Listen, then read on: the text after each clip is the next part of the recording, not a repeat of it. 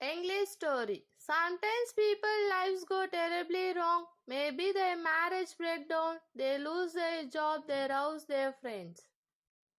They have to live on the street, they drink too much, they don't wash.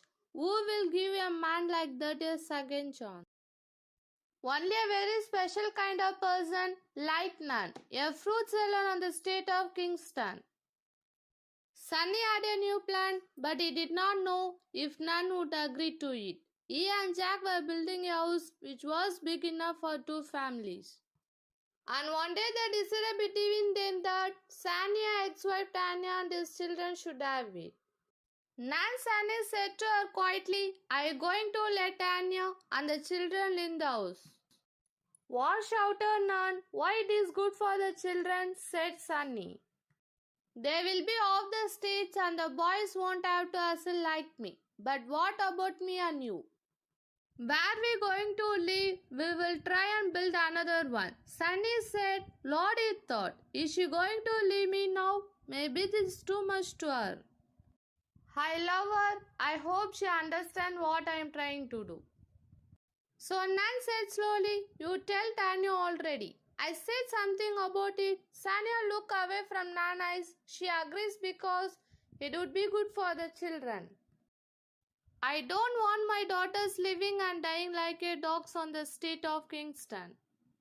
And I don't want my boys carrying guns and selling drugs. I want them to have a place to live, Nan. A place where they can study their books and have a better life." "It is odd thing you ask," Sunny said. Nan quietly. Sunny was a good man and Nan trusted him. But she could not understand why he still cared about his ex-wife Tanya. Why cannot he have a clean break with this woman? She thought. Tanya ruined his life. She went with other man and she kicked him out on the street. And then she sold all his things. Nan remembered the day when she first met Sunny, a day that changed her life. He was just a street man, drunkard and so dirty. There was anger in his face, in his eyes, even in the way he walked. She watched him for a while, then called out to him, "Old man, come here. You hungry?" "Yes, ma'am." What kind of street man was this? She thought. Nobody ever called her ma'am. That was not what people said to women who sold fruit on street corners. They usually called out old girl or something was like dirty skittle. It felt good to be called ma'am. She took some of her fruit and gave it to him. "Thank you, miss," he said. "I am very grateful." He came by every day after that, and every day she gave him some fruit. Then one day she took him to the church on Arbor Street, which helps street people with their drink problem. They agreed to help him. 2 months later, a clean, teddy man in a light brown suit stopped by our stall and said, "How are you, madam?" He gave a big smile, showing his white teeth. "Is something for you," he said and held out $2,000 bill. "Thank you," Nan said, "but why are you giving me so much money?" "You helped me when I needed someone," he said quietly. "You brought me back to life." Nan stared at him, not understanding. "I was that old darkened on the street," he explained, "and you gave me a food every day." "What?" said Nan. "I am happy to see that you are all right now." "Yes, thanks to you. I now have a job with the town council. You know, I drive the garbage truck." Nan smiled happily. She went on smiling for the next year and a half. She felt young again and full of hope.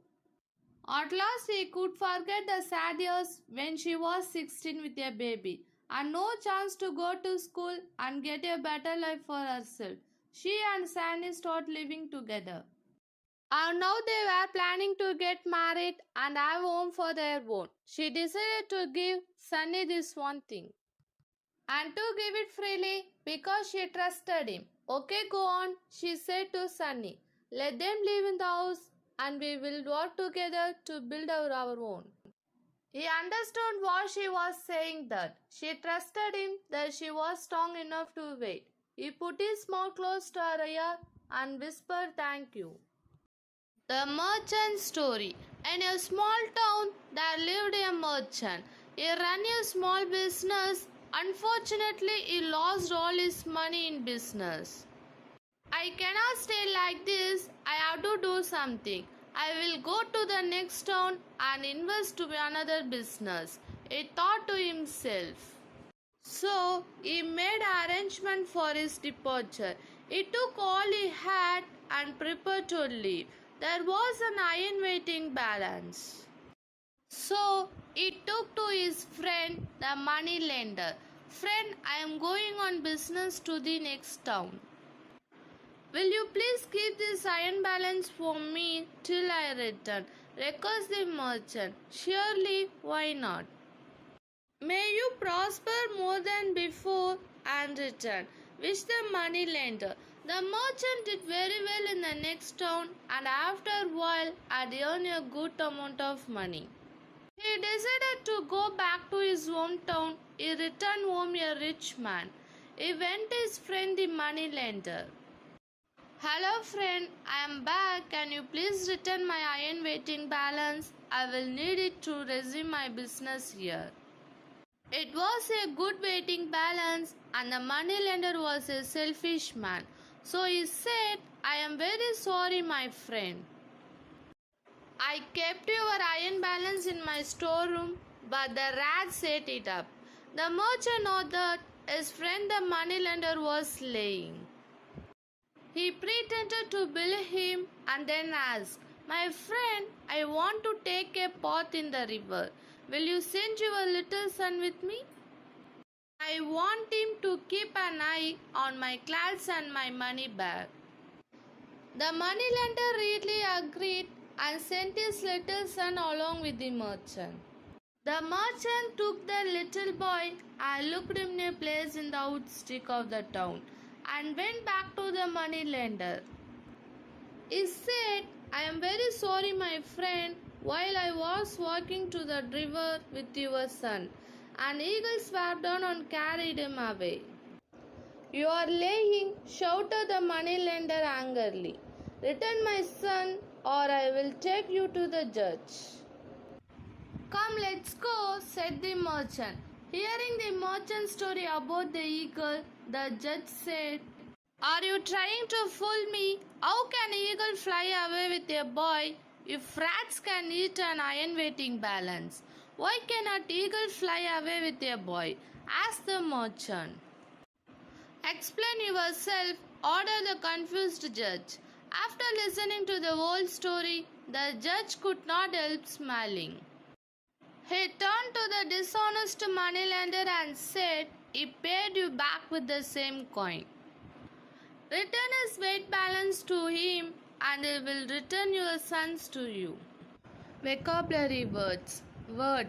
Moneylender. Synonym. The act or occupations of lending money at interest. Sentence. He went to his friend the moneylender. Word. Unfortunately. Synonym. Irregrettable or unlucky. Sentence. Unfortunately, he lost all his money in business. Word. Swoop down. Synonym. Flying downward fast.